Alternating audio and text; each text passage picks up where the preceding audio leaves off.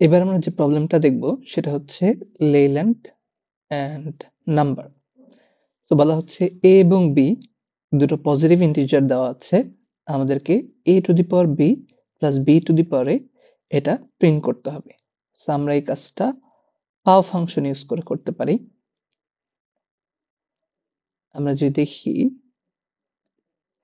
প্রথমে a এবং b দুটো ইন্টিজার, আমরা ইনপুট নিচ্ছি scanf দিয়ে %t ইন্টিজারের টাইপ স্পেসিফায়ার, দেন a এর অ্যাড্রেস b এর অ্যাড্রেস আমরা %a এবং b দিয়ে দিলাম। এবারে আমরা রেজাল্ট ক্যালকুলেট করতে পারি এইভাবে, পাও a, b প্লাস পাও b, a। পাও a, b মানে a to the power b এবং পাও b, a মানে b to the power a, এবং এটার জন্য আমাদের math ডট h এটা ইনক্লুডেড থাকতে হবে।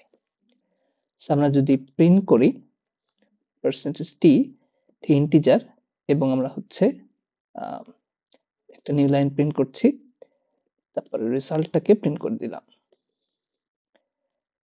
রান করে আমরা 2,8 এটার জন্য আমাদের উত্তর আসছে 320। আমরা সাবমিট দিয়ে দেখি,